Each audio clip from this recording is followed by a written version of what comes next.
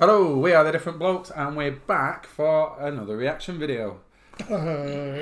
Yeah, not that sort of reaction. We've had it recommended to us that we have a look at Nascar because we put out an F1 video reacting to some crashes. So this time we're going to have a look at the worst NASCAR crashes of all time. We've had this recommended. People are going to probably say watch it first of all, but we don't know much about NASCAR. So we thought, well, we sort of like know car crashes. So we'll go into it slowly. So we'll have a look at those, see what we're working at. Then we'll start through the week. We'll work on watching some NASCAR racing so we can know what we're talking about. Because literally, we know nothing about this one. It's not. So feel free to tag on any videos underneath that might help us understand NASCAR because we need to. So we're going to have a little look. Are you ready? We're ready. Let's have a look.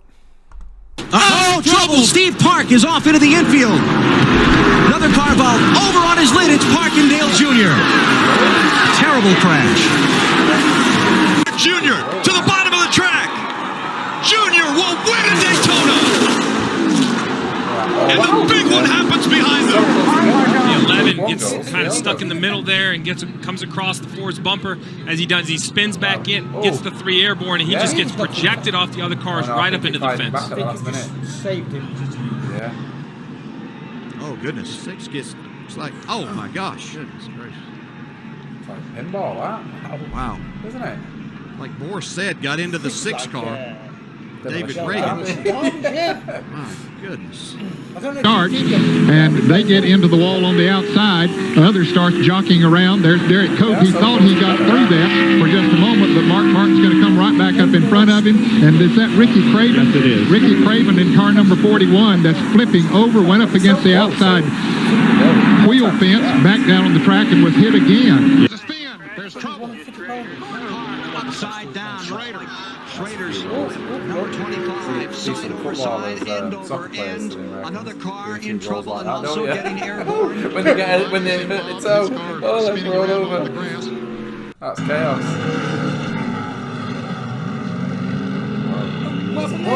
Whoa! Stick through the car.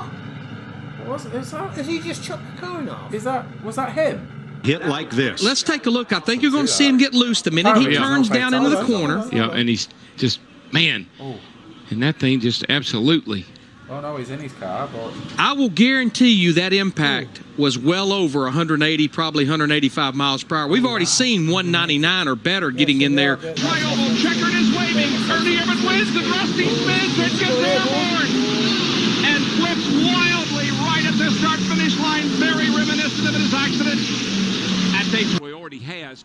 Carl went up to block him a little bit. Now he's going to come down to try to block him again, and you get one shot at it, but you don't get two. oh, look how he's just come off the floor. Yeah, but look what comes on. What's that on the top of the car that comes up?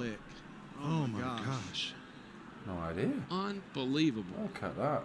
He looks like and looking very carefully at the catch fencing that held, and I did not see any debris go into the grandstand. That's crazy. That is why. Here's the 4 got into the back of Ward Burton, I believe. And then Burton's 22 got into Stewart. And everybody scrambles. That car is taking a whale of a ride, that 20 car is. It's getting hit. It's upside down. It's hit on its roof. It's on fire. These guys are passing test. That's it.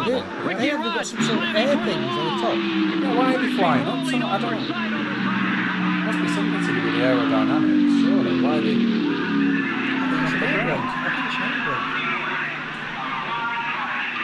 Ricky Rudd. Ford automobile out of control, side over side several times, lands in the grass just to the top of pit road. And these guys are Dyson. Go ahead, BP. And there he makes contact. He comes down trying to get in front of Kurt Busch. They make contact. There, look. See it? Popped up again there, look. Yeah, oh yeah. Yeah, on the top of the car, yeah. And then when it gets onto the racetrack again, it takes another nasty flip. Yeah, I've not seen racing like this before. I must admit, not at all. Wow. Oh,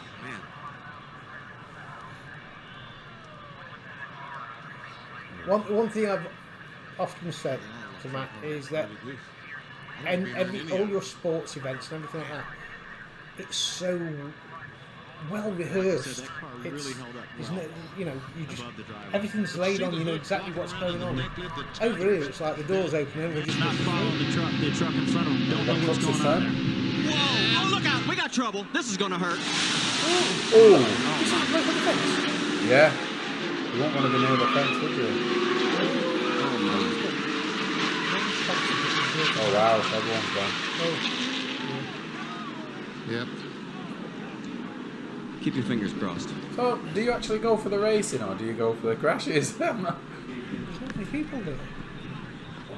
Oh my gosh! Oh my gosh! Oh. Look at that. Head on into that Armco. Fuller was trying to avoid hitting Jason Leffler. You know, you're thinking it looks like there's a lot of time to make decisions here, but this is a split-second decision, you know, from Jeff Fuller to come. If you'll notice, as he comes into the picture here, he's heading right for the door for Jason Leffler, decides to make a hard left to miss contact with Jason Leffler, and went right into the inside wall, hit it, you know, at exactly the wrong spot with that opening is on that flat contact. And as you know, and climb out.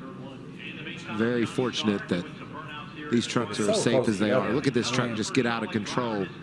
Probably about the fastest part of this speedway, Phil, right out of the tri-oval.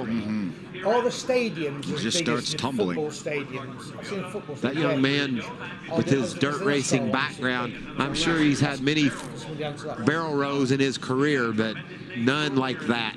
And Michael, I know you've been upside down. I've been up something like that. The flipping's not that bad, but it's the land. All of a sudden things change, and so you can't put any blame on anybody, I don't think, here. Although I think we do see a little contact between the 33 and the 5. But when he pulls out there, that car is automatically going to start coming back a little bit because he's come out against a brick wall of wind right there. Even though he's got to run, that car automatically slows down when he pulls out there until he starts getting that help. So if you're Tony Stewart and you're trying to get out of the gas and you're getting hit from behind, have you ever had that happen where you get hit from behind and you can't actually slow your car down and try to avoid that wreck?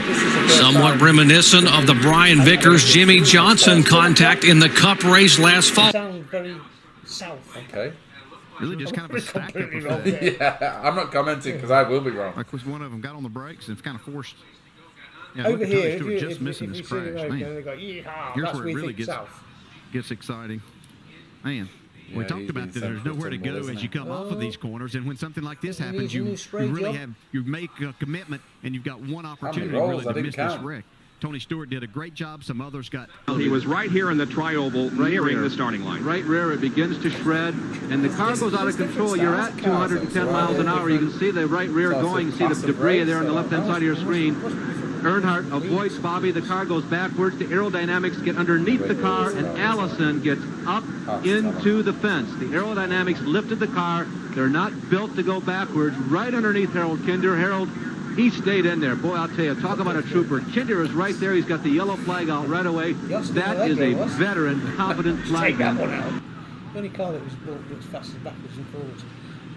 I think this looks like it's been slowed down. Like he got up there and I don't know if he got a little loose or if the car pushed, but you get the feeling maybe he come back out of the throttle just a little bit right there. And a little bit can mean someone can get into you from behind.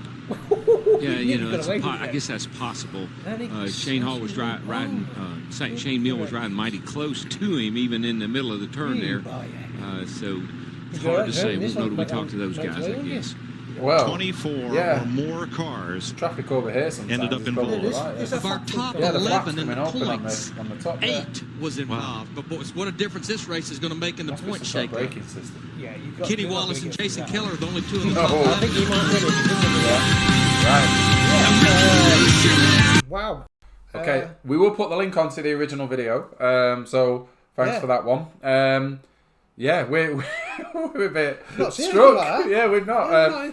And I kind of want to find out a little bit more. To be quite honest, if that's what it's like, you know, if I go back into the States, I'd have to go and watch one now. Yeah. I think I would as well. Yeah, well, we don't have that over there. We've only got the F1. We have the F1, we have banger racing, stock car racing. Racing. And again, I don't know too much about that, so maybe we need to look into those. But I've been when I was young, we did minis, grass tracking. Oh, we had grass tracking as well. Yeah. But the rest, very few circuits. Yeah. Skeggy's got one. Yeah, they've got arena, but well, very interesting. That. Yeah. Well, thank you for watching. What we'll do, going to put a link onto one of the F1 reviews that we've done if you've not already seen that one. Yeah. But please subscribe and share our videos. We appreciate every view. Thank you for watching. Bye-bye.